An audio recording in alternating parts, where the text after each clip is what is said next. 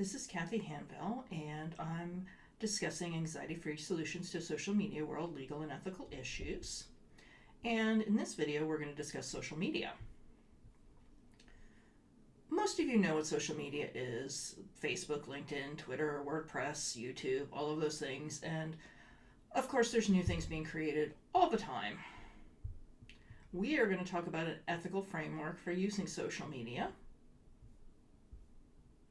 First, we'll start with a quick overview because it is a very hot topic with law and ethics. There's a few major issues to be mindful of, and I will probably repeat these throughout the course. Connecting with social media clients on social media is considered generally a no-no. There's concerns about dual relationships. It can cause liability concerns if a client posted something about hurting themselves and you were not able to respond. It's also considered best practice to have something in your informed consent or a separate informed consent discussing social media issues. And, most if not all professionals believe that social media is okay to have a business account. I know people are loath to do it, but I think at a certain point people were loath to get websites, and look where we are now. So it's just something to think about. Every person gets to make their decision for their own practice. So some of the ethical issues that come up are professional behavior online, confidentiality, informed consent, testimonials, dual relationships, legal liability, and the solicitation of clients. So I'm not going to read these extensively, but I'll hit a few highlights about the Code of Ethics about social media. CAMF doesn't really have anything. A lot of the laws and ethical codes haven't quite caught up to where we are yet. NASW has some stuff, and I think they make some interesting points about posting information that's personal on professional websites could cause boundary confusion or harm to clients or inappropriate dual relationships. That, of course, we're not supposed to be engaging with clients for personal or non-work related purposes. The personal affiliations may increase information, putting information out there that a client might find. I mean, if you support a certain political candidate and you're posting that in a manner that's not private, a client could potentially find that, and it could change your dynamic or not.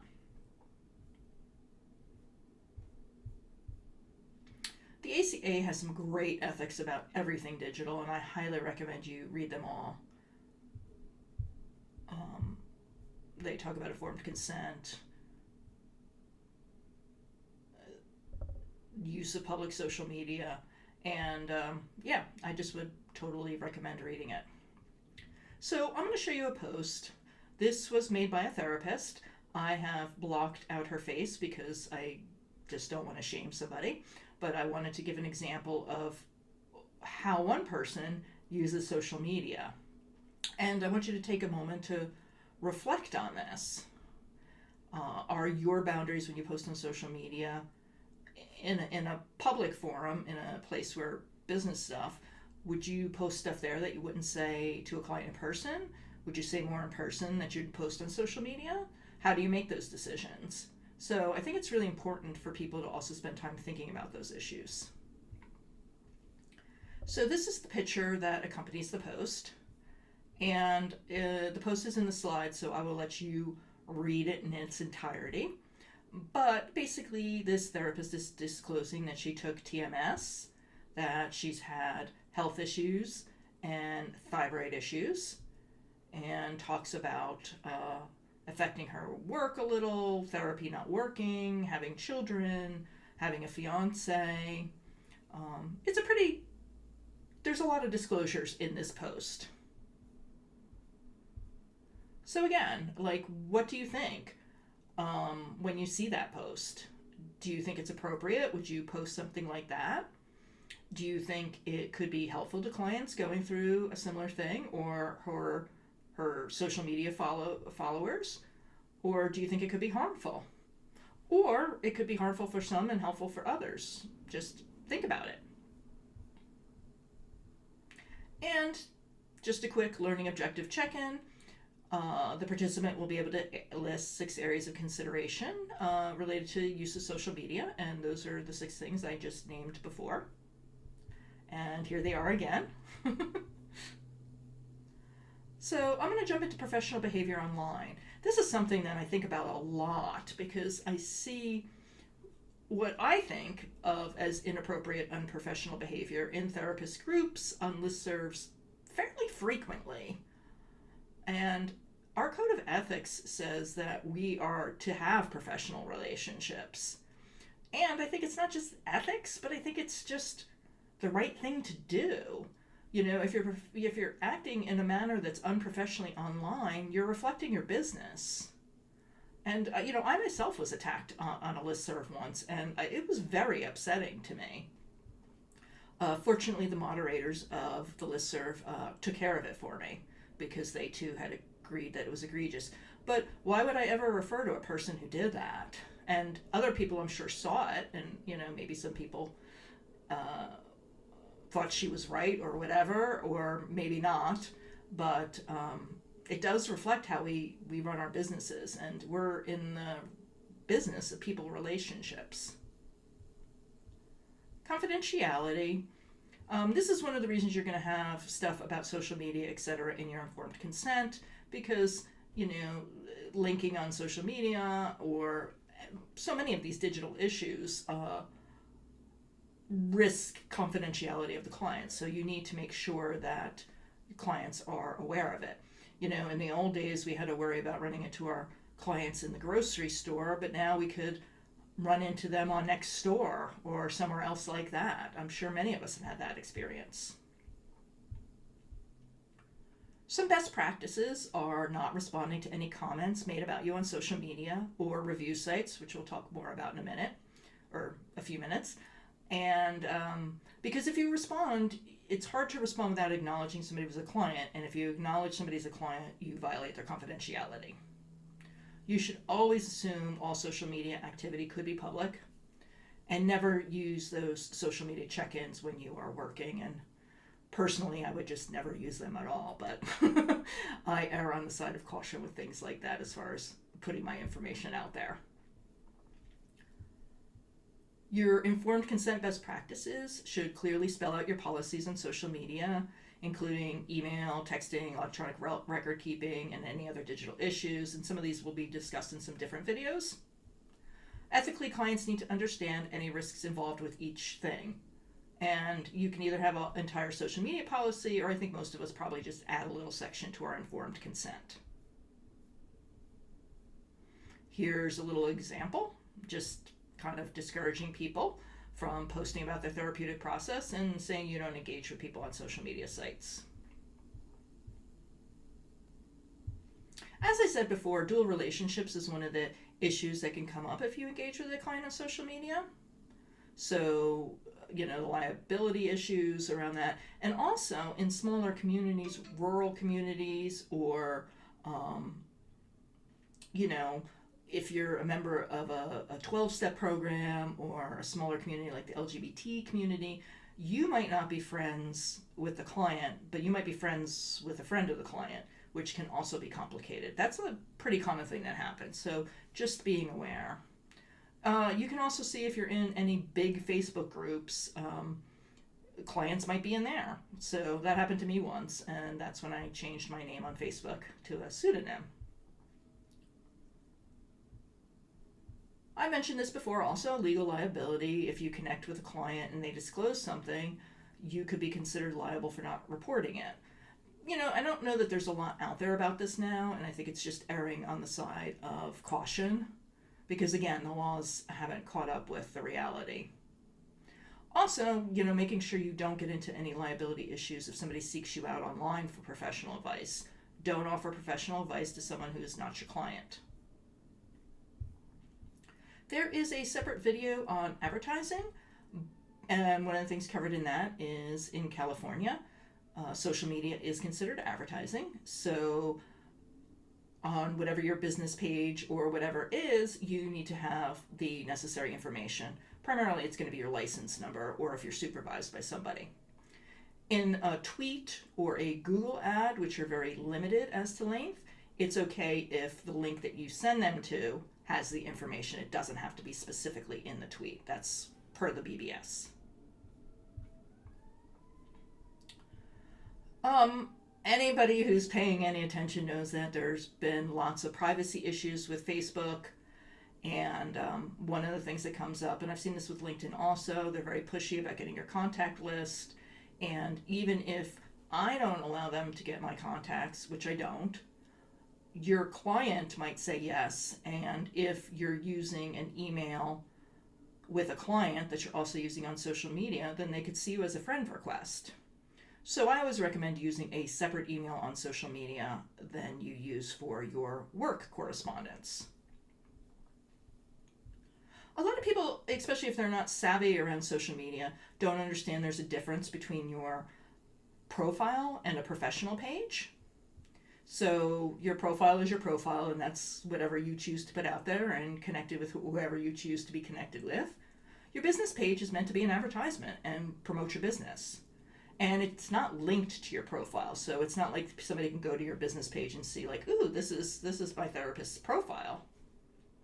You do definitely want to look at your settings for both your profile and your business page, and I'm going to touch on it here, and then there's a little short video in here that goes into a little bit more depth, kind of a walkthrough.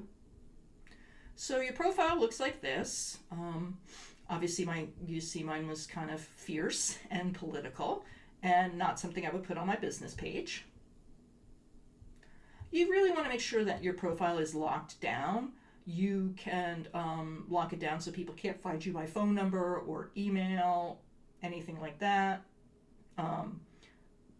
Your profile picture and your cover picture, so these two pictures, so my cover picture is the one about Ruth, and my profile picture is the avatar. Those are always public, and that's one of the reasons I use an avatar.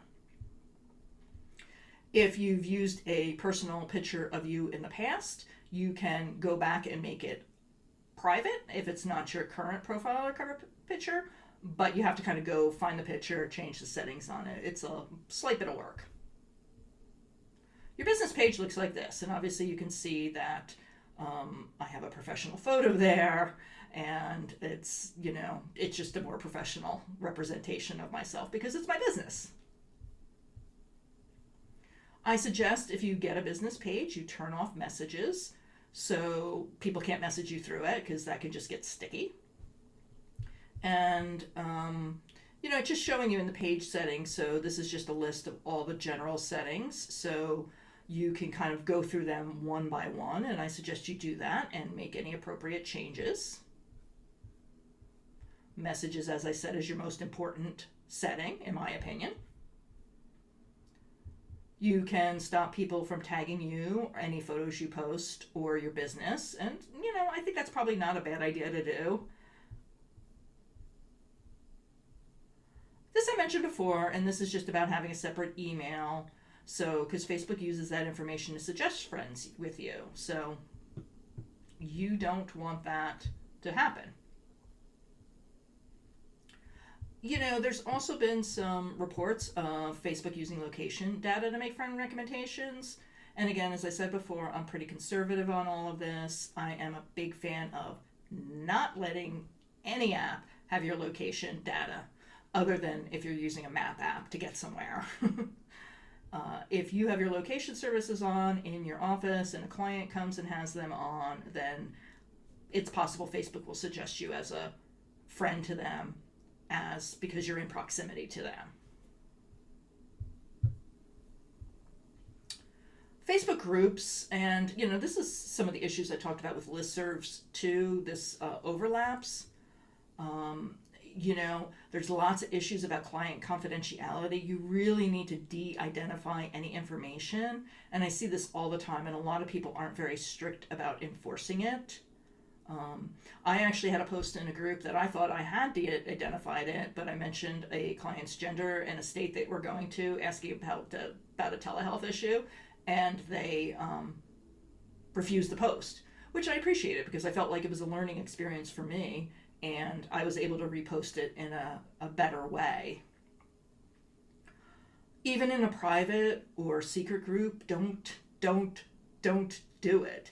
You don't know how well the group's been screened. People can take screenshots. All of this stuff can live forever.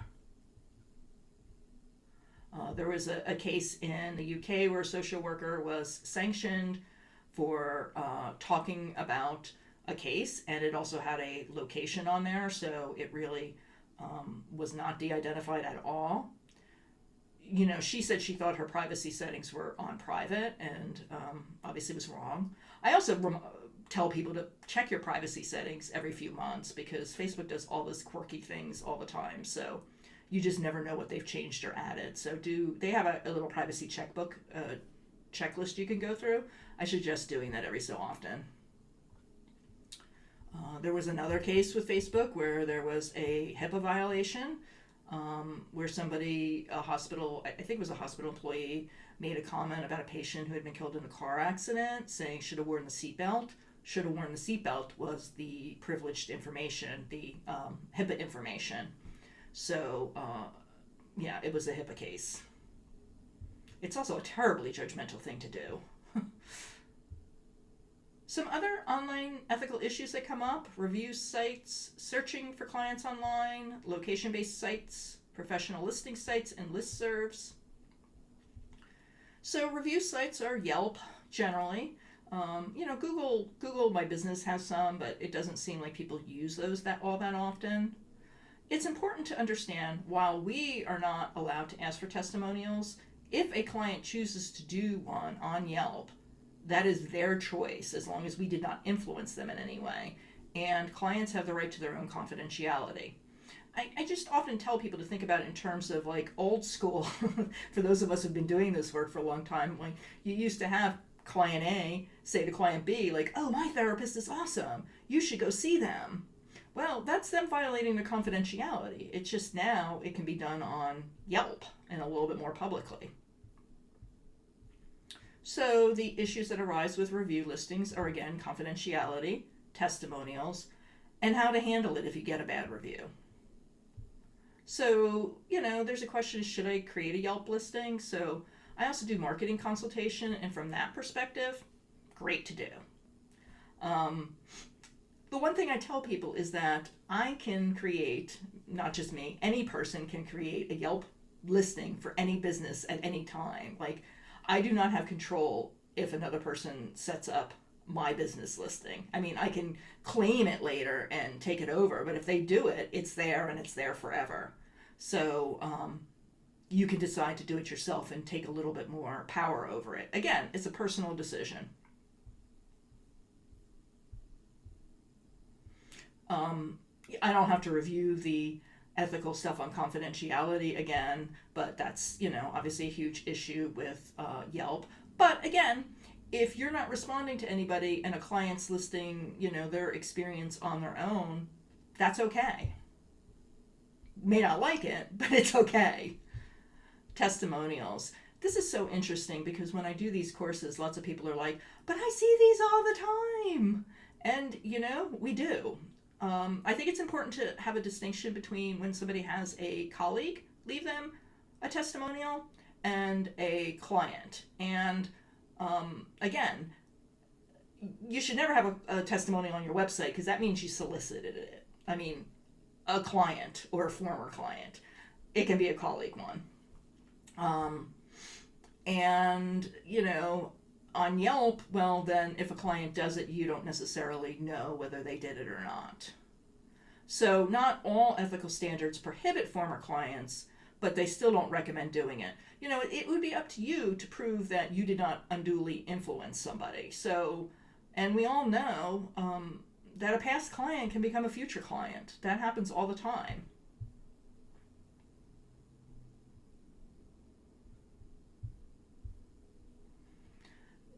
Responding to Yelp reviews can really get you in HIPAA trouble because of the confidentiality issue. Because if you respond and acknowledge that the person is a client, you have violated their confidentiality.